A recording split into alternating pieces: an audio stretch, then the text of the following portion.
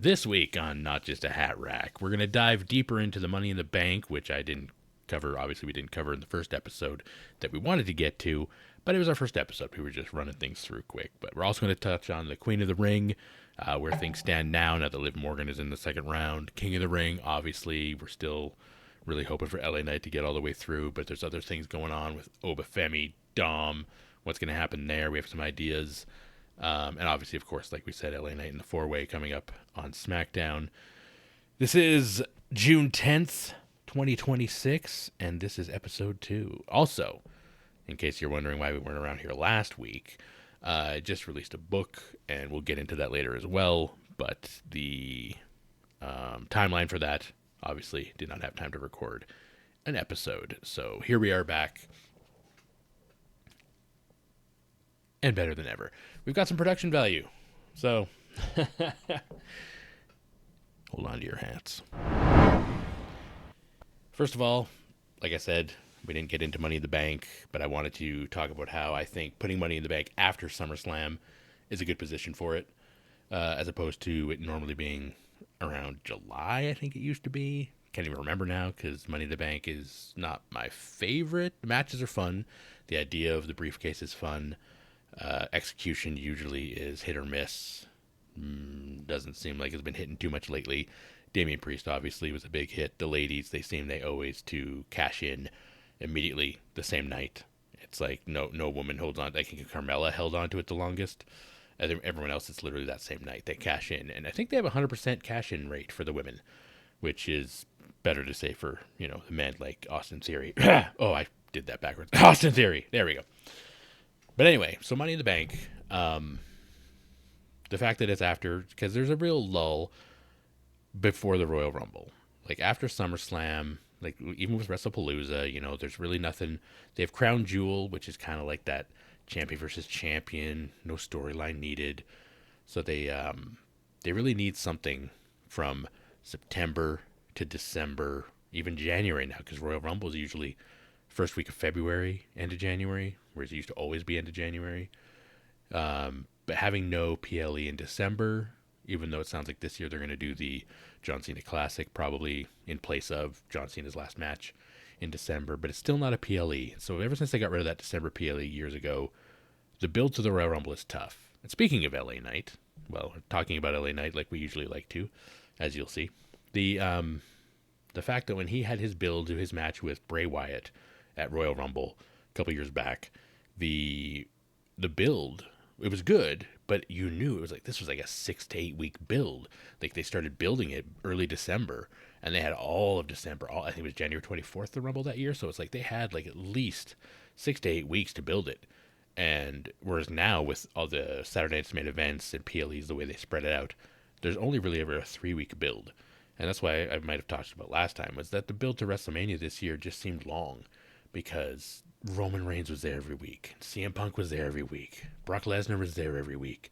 It's like these guys that are like, top attractions, hold off on them on major moments. They should really be in those spots where, hey, it's a not a gift, but it's like, to see them, it's special attractions. That's what the words that they use. So having special attractions around often doesn't make them a special attraction anymore. And someone even said that before about Cody Rhodes. Like, him fighting every week is great, but at the same time, if he's your champion, should you show him every week? Should you give the people that much? It's like, well, yeah. I mean, I wanted, like, Austin was there every week. Sorry. I'm a kid of the Attitude Era. I was a teenager at the time. NWO Attitude Era. I mean, that was just wrestling forever. So, I mean, give it to me, plug it to my veins back then. Whereas now, the short attention span, it's even weirder because you got guys like, I say, Roman Reigns, Cody Rhodes, CM Punk, where it's like, if they're there every week, it feels, well, Punk doesn't seem to wear out his welcome, actually. I'll tell you that. Punk, he can come out and be Punk, but his stuff with Roman, maybe just because it was Roman, because Roman has his way and his delivery, which is great, but it's a small doses kind of thing. Roman Reigns doing small doses is perfect because we're used to it. We got used to the part timer. We got used to his build with Cody. It was Cody and Paul Heyman talking. Roman's just not even there. So the fact that he was there so much, and he's there for the Jacob build, both matches, all those things. It's like Now that Roman's not there right now, it's like, okay, so he just decided to take June off, like he was around for, April, May, or March, April, May, and then, take June off. But I'll be there all summer, he says. That's Roman Reigns. We don't talk about him too much. Well, we might. But anyway, Money in the Bank. So the fact that Money in the Bank is after, like I said, it'll fill that void because Royal Rumble and Elimination Chamber winner automatically gets a chance at WrestleMania. Whereas back in the day, you had at least Royal Rumble wins, but then you'd have other matches. So you have 4 guaranteed title matches, 4 guaranteed contenders for the men and the women automatically on Royal Rumble and Elimination Chamber. After WrestleMania, there's that little bit of a down, but they've got a good idea now with the King and Queen of the Ring to give title shots for SummerSlam. So SummerSlam, they're really building into WrestleMania during the summer, especially now that it's 2 nights. You have title shots automatic. You don't have to think of a feud. You just kind of build one based on your tournaments and, hey, what do we feel like doing? Who's worthy? Who's on top? Who's in the right position? So it gives them an out. You don't have to always build feuds, which can be good and bad, because I believe that building a natural feud or listening to the crowd, it makes more sense to build that into a program rather than, hey, they happen to win King of the Ring. Or when you have guys like Gunther in King of the Ring, it's like, well, he better win because he beats everybody. And then he does win King of the Ring, but he goes on and he loses to Cody in a great match.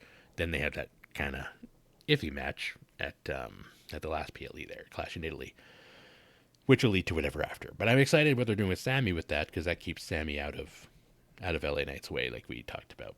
Nobody wants Sammy involved in anything to do with, LA Knight's business. Yeah. So, back to Money in the Bank. Like I say, I go off topic a little bit, but there's just too many topics to talk about sometimes. So, yeah, so you have the King and Queen of the Ring now. End of June, they get a match at SummerSlam in August. So you get a decent month build from an automatic title match to give a little bit of a feud, which will work, like I say, we'll talk about with LA Knight and Roman Reigns. You can really see the seeds being planted that I can keep my hope alive until at least SmackDown. If LA Knight does not win that first round, well, then he better go on to win Money in the Bank, which will be a later episode. Hopefully not, because LA Knight better win. I'll tell you right now, if he doesn't, we'll riot. Not really, that's illegal. But Money in the Bank comes after. Now, it's supposed to be September 6th, but they literally just changed it to October 10th. Not a bad thing, because they'll probably have WrestlePalooza in September, because it was September last year, and people apparently cared and didn't care. ESPN failed and all that stuff, but Money in the Bank being in October is interesting because now where does Crown Jewel fit in? Is it 3 weeks after Money in the Bank? You can't cash in at a Crown Jewel, or could you? So the fact that Money in the Bank is going to be right before Crown Jewel, right after SummerSlam and possibly WrestlePalooza, you give the opportunity of a Crown Jewel match where 2 of the top champions are fighting, and the Money in the Bank, the winner could literally come out after that match. Hey, this person won Crown Jewel. Hey, or during the match. Do they win the title? Do they win the Crown Jewel title? Who knows? There's just a little bit more intrigue of having it in that position. Gives a little bit of legitimacy to the Crown Jewel thing, even though those champions means nothing. It's a ring no one wears until a month before when Cody puts it on and he's like, hey, I won, remember? And then Seth will put his ring on this year and say, I won too, blah, blah, blah, blah. That's a horrible Seth laugh. But anyway, Money in the Bank positioning there. Yeah, exactly. So now you have the briefcase, and it's, instead of it being around since July, when you're novice, you don't really want to have them mess up SummerSlam because you got your King and the Queen of the Ring going into SummerSlam. So you have that month. You have June for King of the Ring qualifiers and rounds. You have July to build till SummerSlam. You have the after SummerSlam fallout of either the new champion who was King and Queen, or you have the champion beat that King or Queen, and that's a decent way out too, because should they change the title? Do they need something fresh? Are people tired of Roman? Are people tired of Liv or Rhea, whoever's the champion? Is that where you make that change at SummerSlam, which they did before? Nia won, Gunther won, Jade didn't win from Queen of the Ring. She won later on, I think, against Tiffany, but she was still queen, but she lost at SummerSlam, something like that. I don't check my facts. I just remember what's under my head, not just a hat rack. So, Money in the Bank, it'll fill that void. October, November, you kind of have, like, if there's Crown Jewel, but then November Survivor Series, which is interesting because if the champion is inside the War Games, which, like Triple H said, he didn't want Hell in a Cell because he doesn't want there to be a yearly event that has to be Hell in a Cell. And it's like, okay, so you just wanted to do War Games instead? Because now you just sound like you're, making shit up. So, anyways, we get War Games every year regardless, which is a lot harder to kind of make sure it happens, it seems. Like you can, but it's like you guaranteed have to have this 5v5 on both the women and the men. I've discussed it with some other people as well. Like, I think they should just do, depending. It should be men or women at War Games. If there's enough women feuds going on that you can make a War Games out of it, focus on that. If there's enough for the men, focus on that. To guarantee us a men and a women, it just almost makes it seem, sometimes it's shoehorned in, or you have like damage control and stuff, and they're like, hey, Rhea, join us. And at Judgment Day is like, hey, Drew, join us. It's like you have guys that aren't even groups joining with people. Whereas the Bloodline made sense. You had enough people. You had Sammy, you had Jay, Jimmy. Well, I guess the second time wasn't so good because they had Punk there, but it built with the story and it made sense at WrestleMania, and Paul Heyman. All that stuff came together. So War Games, that's a whole different topic. But anyway, so Money in the Bank will give it a fresh fall going into winter, and you could even have the Money in the Bank person cash in it at Royal Rumble, which means that you can go into Royal Rumble with a champion and a challenger and a Royal Rumble possible winner, and you could have someone cash in Money in the Bank, and then all those three other people might not even have a chance at the title going into WrestleMania. So, which they've done so many times before, years ago, was, the person wins the Royal Rumble, the title changes hands, and then between Royal Rumble and WrestleMania, the title changes hands, and now the person who won the Rumble's not even facing the person that they wanted to fight. Whereas lately, it's always like, hey, like when Bayley won, it's like, I want to challenge Io Sky for that title. Io didn't defend it for 2 months because, well, you're technically challenging for the championship. We understand the feud is you and Io, but to win the Rumble should be more of you're going for the title, not now here's the obvious feud we've built, which is another thing why they, I think it's for the King or for the Queen of the Ring. If they were to lead it to, some people have been complaining about how if Raquel and Liv be in the finals, it's like they can have that match anytime. That doesn't have to be the finals for the Queen of the Ring tournament. I'm not against it, but at the same time, I understand it's like that could be done outside of it. So Liv should at least lose along the way. I mean, personally, I want to see Io Sky win the Queen of the Ring. So if the Judgment Day is going to split, they need to do the Liv Raquel thing. It doesn't need to take precedence in that Queen of the Ring. I'd be more than happy for Raquel to win. But then if Raquel beats Liv in the finals, Raquel fights Liv at SummerSlam because they fight the champion of their brand. It's not like she's going to go fight Rhea. Kind of like Roman said to Jay, you've held this one, but you've never held that one. So go win King of the Ring and then, go take that one from Cody. It's like, that's not how it works, Roman. I'm sure you can write your own stuff and tell Adam Pearce, because we all know, like LA Knight said, Adam Pearce, he's just in the Bloodline's pocket. He's on the payroll. So, but yeah, that's where the Money in the Bank really fits into to get that spot. So, diving deeper into the Queen of the Ring now. The brackets, I wasn't a fan of the 4 ways, but at the same time, I'm intrigued on what's going to happen in this last round, or the last match of the first round. You've got Sol Ruca, Intercontinental Champion, who still has Becky's side plates. They just didn't bring her side plates to Paris, I guess. Lyra, who she just fought, which was a decent match as well. Like I said, we're recording this on the 10th, so it's right after Raw on the 8th. Charlotte and Jade. And that's the problem too with the King one. We'll talk as well, but we'll do Queen of the Ring first. Is Charlotte and Jade could cancel each other out, and Sol and Lyra could have a good match or something. And who knows? Maybe Becky will show up because Becky's Becky, but they could be doing something else with her after this. But if Lyra sneaks in a win, great for Lyra. Lyra versus Liv, not a big deal. Liv kind of has to win that one. If you're the champion, you shouldn't lose during the tournament. But if it comes down to Liv and Io, if Io wins, but then literally if you get that at Night of Champions, it's going to be a rematch at SummerSlam because Io's on Raw. And so if it's going to be an all Raw finals, then Lyra wins, which means Flair and Jade will have a fallout, something will happen there, and then you maybe do a triple threat at SummerSlam with Rhea, Charlotte and Jade, or maybe a 4-way with Alexa. Maybe Charlotte and Alexa break up by then, who knows. But with Liv being in the second round, Chelsea could have gone through, would have been great. I think that was one of my predictions. Alexa could have gone through. Becky could have gone through. Like, Liv just seemed like the last option in that. It was a 4-way was a good way to get Liv out of the tournament. kind of like it would have been for Oba to get out of the tournament. For some reason, they were like, hey, let's make it seem like Oba's not going to win, and then just have him win anyway. It's like, well, same thing with Liv. Liv didn't need to win that, and it would have been a good way to put her in the tournament, give her a reason, since they didn't want to give that spot to someone else like Jordan Grace or, you know, anybody else on the roster that's not a champion. Maxine Dupree could have been there. But yeah, so Liv Morgan being in the second round, not a fan. But if they do Liv Raquel, that makes sense. But I personally want to see Io Sky win. So if Lyra gets through, I mean, Charlotte, like I said, I don't know if I said that yet, but yeah, if Charlotte and Io, that would be the final that I would want.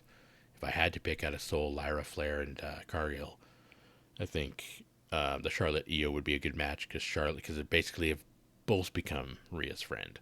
Flair more lately, and Io now on the opposite brand. And it would be more interesting to have a Raw versus SmackDown final because then you don't know which champion is getting a challenger.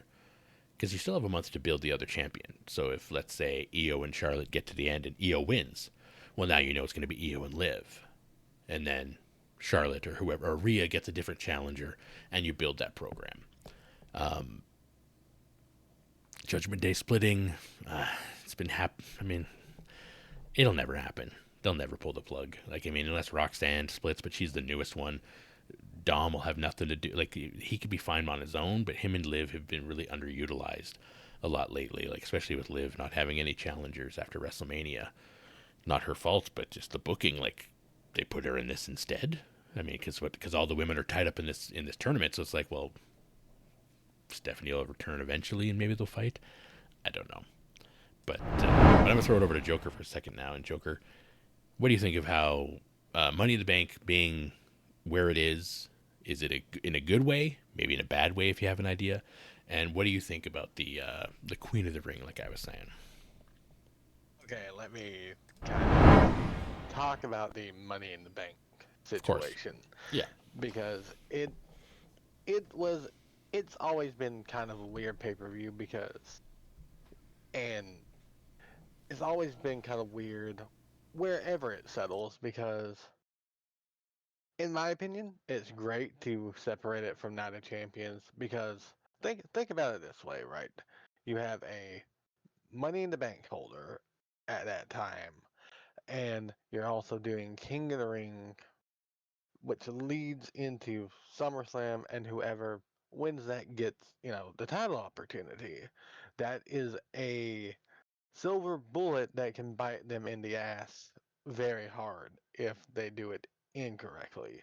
So it's smarter to move it towards the end of the year because you still got, as you said, Elimination Chamber to go through, and that can help you set up feuds, but also help them possibly think about the plans for the Money in the Bank because it gives them more time with it, and they don't have to really, you know, shoot shoot the gun early with it, if that makes any sense. yeah, absolutely. And like, it's more interesting for a Money in the Bank cash in because if they don't hold on to it, like they said, that whole time from July all the way to WrestleMania, they win it in October. It's like, hey, if they cash in by Royal Rumble or Elimination Chamber or after WrestleMania, it just doesn't seem like they're holding the bet. Like, because I think the biggest thing is when Damian Priest had it and people were like, kind of like, okay, is he or isn't he?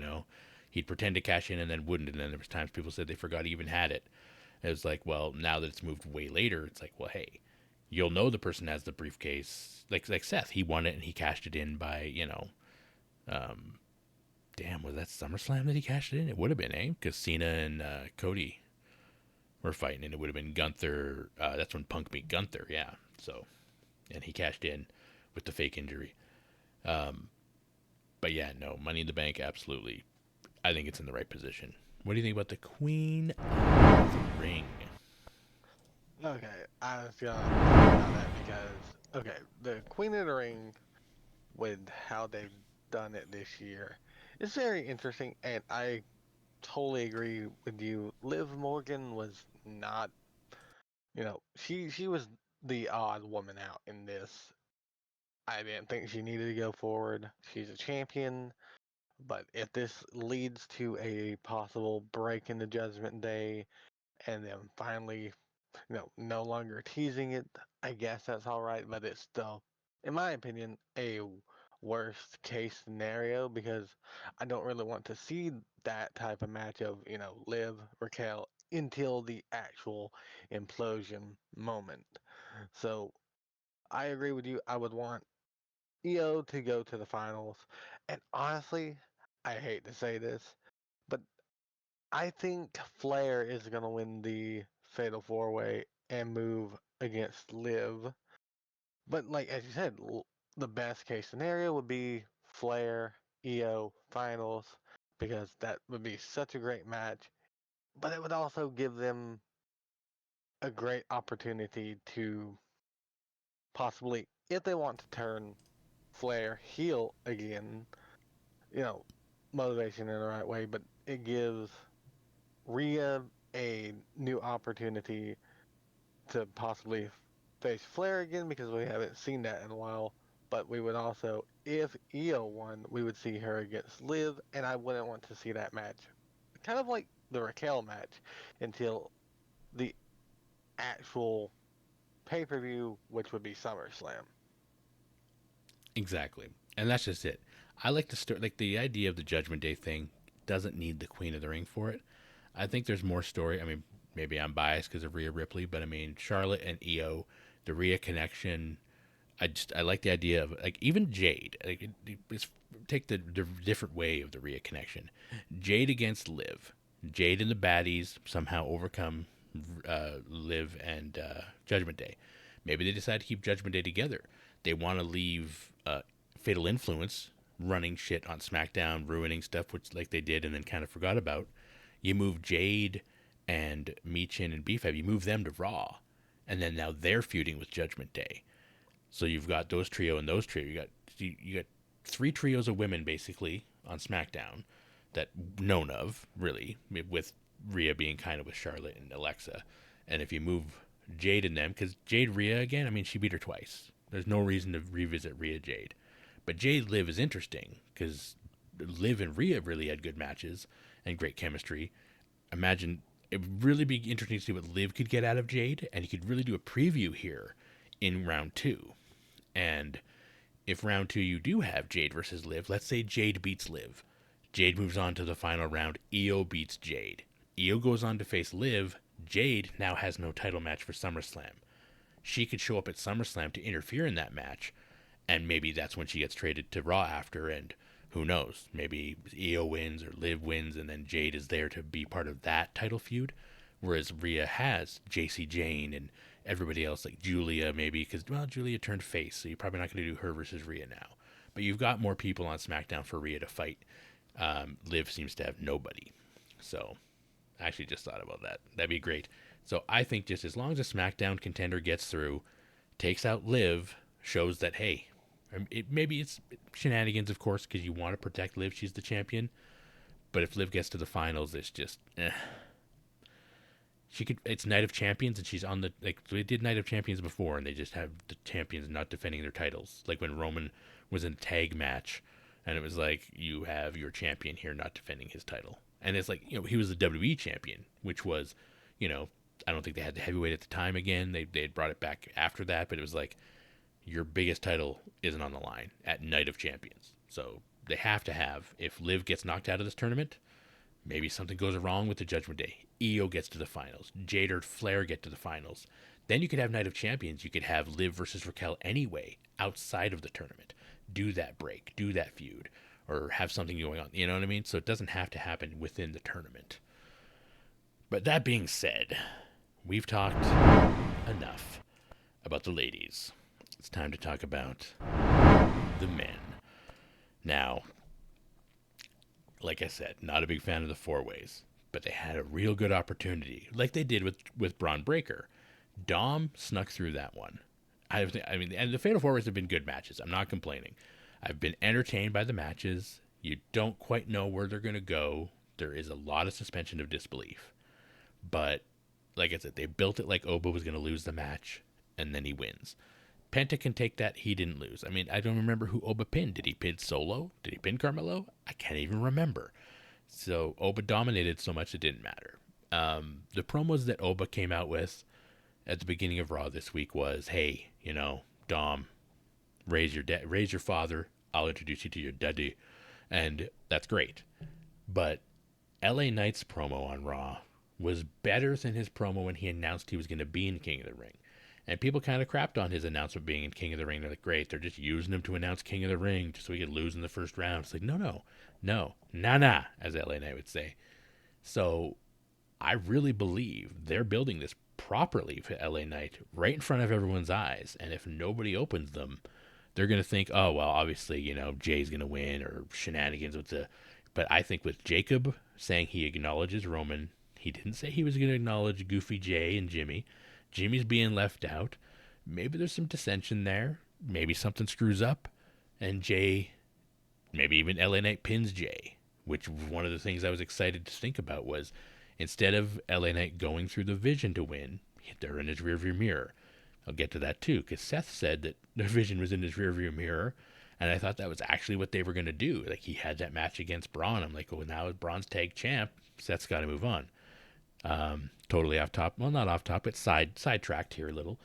The fact that Angelo Dawkins is quote unquote injured, is it Seth and Montez that are going to take on Braun and the other guy, Austin Theory? Yeah, he's just kind of there, I wish I saw more Grayson Waller on my TV, actually.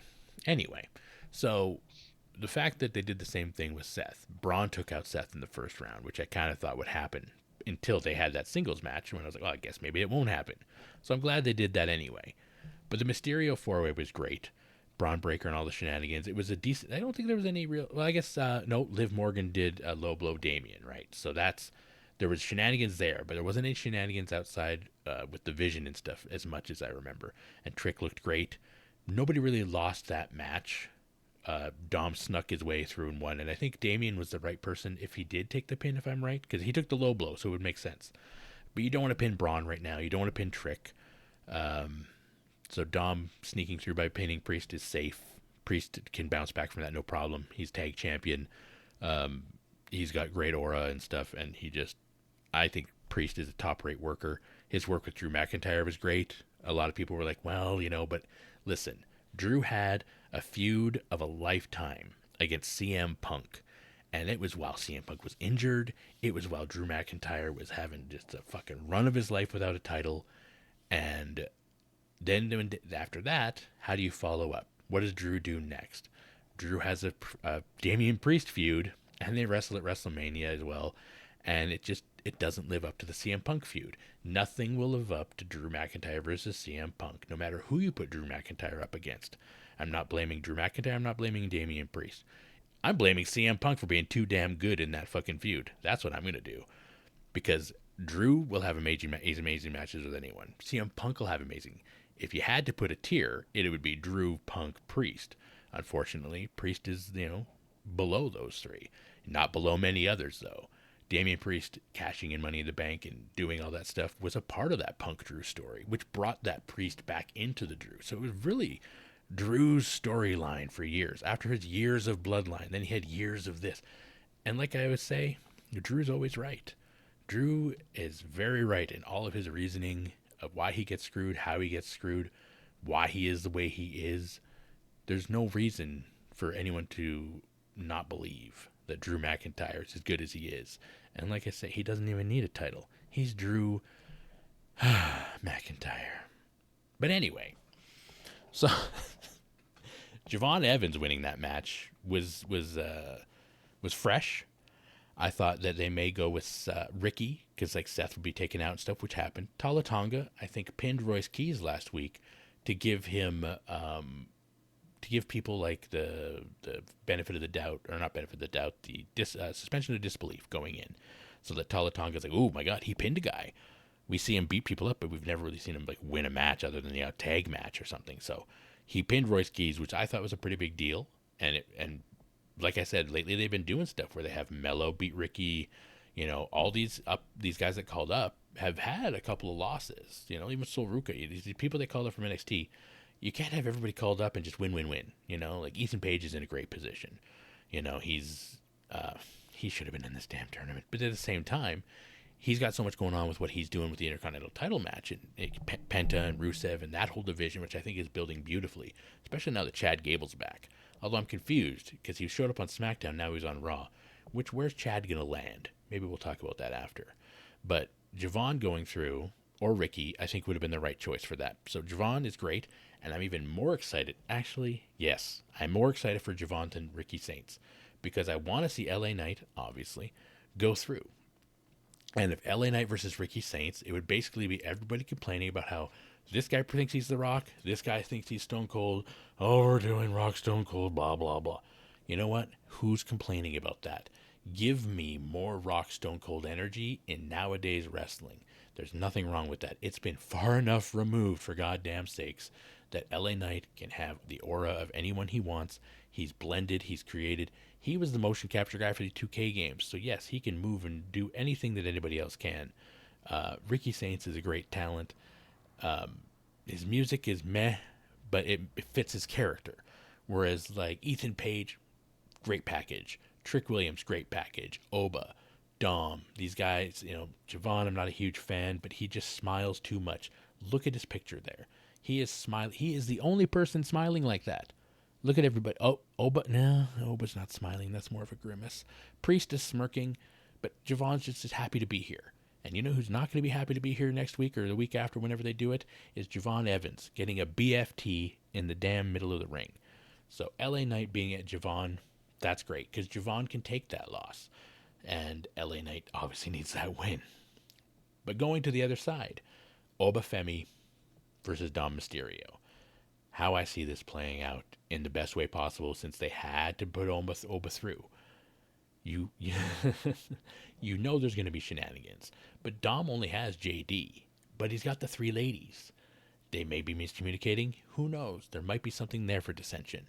This is, I think, why you won't see Liv Raquel in the finals, is because you're going to have, between now and then, these different things that have, the cracks are going to keep going. The cracks are going to explode, and they're not going to be in the finals. Dom will be. Because not only will JD, Raquel, Roxanne, everybody will try. And nobody, they're probably even going to do a low blow on Oba. And Oba's just going to stand there and turn around like, my balls are made of steel. Like, what did you think was going to happen? And I want to see Oba toss JD as far as possible. Because JD McDonough can take any bump. He may have a big head, but that man is a massive, like, that RKO off the top of the cage. He is a worker. I'm a fan of JD McDonough, not only because of his first name, but we'll get there after another day one time. So I think that no matter what Judgment Day and Dom throw at Oba Femi, it won't be enough. But that's not his problem. His problem is he keeps mentioning Brock Lesnar. And he called Brock Lesnar a coward. He's called Brock Lesnar, hey, we'll get back to it. Yeah, Brock Lesnar will be there next week. And Brock Lesnar, after all the Judgment Day shenanigans, and Oba Femi's like, well, he fought off everything that could possibly be a problem. Brock Lesnar will find a way. Because obviously Judgment Day will distract. Judgment Day will be a problem. The ref will be looking, he'll be throwing people out, he'll be doing whatever. And then Brock will come and he'll be the reason Oba loses that match. And then Dominic Mysterio, of all people. And it doesn't hurt Oba because of how it's happening, but it sure as shit doesn't hurt Dom to pin Oba Femi and have that over him. Because then you can do a rematch later on. I don't know why, but let's say you do a rematch later on and it can be like Jericho Goldberg, which never happened, but Jericho would be like, hey, Jericho 1, Goldberg 0. Dom can literally be the only person on the roster to say, I beat Oba Femi. And then later down the line, let's say Oba never loses again. He beats Brock, he beats whoever. Oba wins for the next 8 months. And then you could have it the Royal Rumble or at Elimination Chamber, and it's like you have a one-on-one match or something along those lines, and you bring back to Oba versus Dom.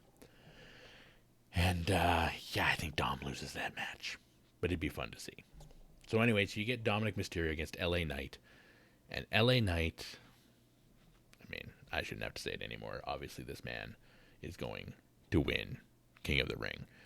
There's no one else that deserves it. There's no one else that I want to see this Fatal 4-Way. Finn Balor's going to be great in it. Royce Keys will be good in it. But like I said, MFT business. Jay, he's got the Bloodline business. Like, the 4-Ways are in a good way where they can have enough that you don't know what's going to happen. But I can see it going in two different ways.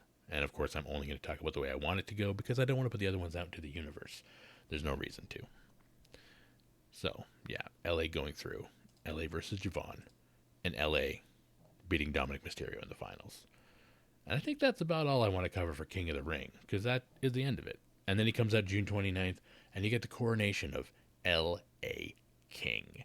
And that's the beauty of everything that they're going to do. So, LA Knight just is in that perfect position. Speaking of Drew McIntyre, Joker, what do you think about Drew McIntyre?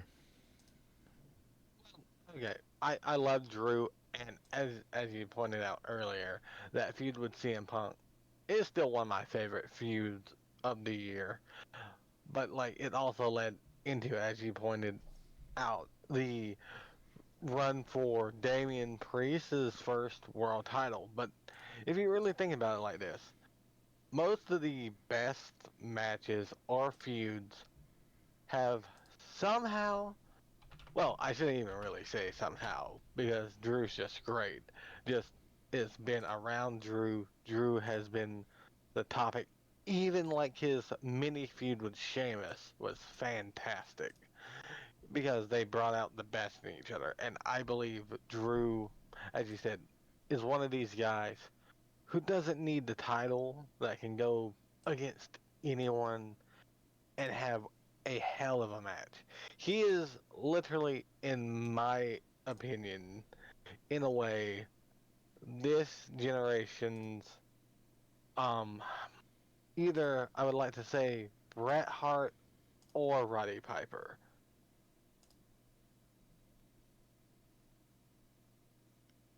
Yeah, well, interesting. I mean, it's hard to compare that as well because I mean, it's they're very different, but they're very position wise and as far as reliable guys. Absolutely, I can see what you mean by that. I mean, I wouldn't say that Drew McIntyre is a technical wizard like Bret Hart, and he's not the. Yeah, he's very much more like Roddy Piper, and I'm not just saying because of the kilt. I'm sure that's not what you're saying either, but the fact No, that he is that guy that he can come out and cause chaos. You can guarantee it's going to be a beatdown. You can guarantee whoever comes out of that match that he's facing, it's like he's an enhancement talent, like with Jacob, Punk. It basically the last 3 years, the Punk, the Damian Priest, the Jacob Fatu matches. Drew McIntyre has put everybody, and him and his Cody little feud there. You know, he had title off and on there. It's like he can take a loss and bounce right back. And I don't think anybody else really has that level of you can be in that feud. You can go, you know, three best of three and lose two, and then boom, come right out and be just as big, just as strong, and just as worthy as opponent for another guy to come and possibly take you out in a best of three. And you know, putting over Jacob at WrestleMania to put Jacob in that position of he beat Drew McIntyre in a hell of a match. He goes on to face Roman. Now he's listening to Roman. Now Drew can come back and say, "I know Drew be on SmackDown," so Drew doesn't have Jacob anymore to worry about. But what happens with Drew when he comes back? When's Drew gonna come back? Why are we waiting on Drew McIntyre? We just need more Drew McIntyre. right. And I was gonna say, like, the only other person that, as you were talking about, with Drew, that could go head to head with anyone, take an ass kicking, but still come out better at the end of it, would be Punk. Exactly, and that's why their feud was so good because it could have gone either way, and every match they had, um, it was magic. So, but I'm gonna switch topics for a second again. Actually, going to dive into the reason why we weren't here last week, and that is because I have been working on writing a book even before I was really getting to actually making this podcast. And so I don't know if I can show this or not, but I'm going to show it. It's available now on Amazon.com.ca, whatever, wherever country you're from. But if you're interested in something that's just a good sci-fi story not really sci-fi, but more like a fantasy kind of world. There's characters I've created, stories I've created. This whole thing is book one of a series. It's called Project Helix Mirror. It's going to be a saga. Book one is available now on Kindle or paperback. Um, it's got a little blurb there on the back. Obviously, a little bit about me, a little bit about the first book in the series. Um, but yeah, appreciate any kind of support, whether it's through the podcast, through the book. Um, Working on a lot of projects right now as well to keep both of those going. So just trying to do a little cross promotion at the same time. But yeah, that's exactly why we weren't here recording a podcast last week. Not that there wasn't anything to talk about, just book deadlines and all the other fun stuff that comes with, working as a lot of different side projects to, yeah, really keep busy creatively. And like I said, I'm not just a hat rack. So it may seem right now like all I don't want to talk about is wrestling, but when wrestling's hot, it's all I want to talk about. I mean, the Canucks aren't playing hockey right now. Um, there's nothing really great going on as far as movies but I haven't really seen anything good come out other than Spider-Man obviously coming out. But I mean, we all like Batman more around here anyway. But it still looks like it's going to be a great movie. Um, but in future podcasts, definitely going to dive into some more topics besides wrestling. It's just the LA Knight thing was a real opportunity to finally get into the first episode. It gave me a topic to say, I can talk about this. I have a point of view on this. This is something I'm passionate about. So, going to probably do a half and half next episode, I believe. The one topic that I know I want to cover that we're going to talk about is the possibility, now that Paul Heyman's been taken out, Paul Heyman could, let's say, come back as the not with the Vision anymore. Not because Braun Breaker took him out, but just because Paul Heyman needs something different. The Vision, all that didn't work, injuries, so maybe he needs something different. But in the first person who needs something different other than him, maybe not first, but another person who could benefit from Paul Heyman's change is Jordynne Grace. And a good friend of mine, Sue, she was talking about the idea of Jordynne Grace becoming the first Paul Heyman girl. And I've got a great idea of how that can work, how Paul Heyman can return to TV, how Jordynne Grace can be presented. And so we'll dive into that in the next episode and probably some other topics as well. But like I said, if it's a very wrestling heavy, it is. But I'll read timestamps in the bottom if you want to hear whatever part or whatever I got to say. And please comment, like, share, and subscribe as usual. And until then, we'll see you.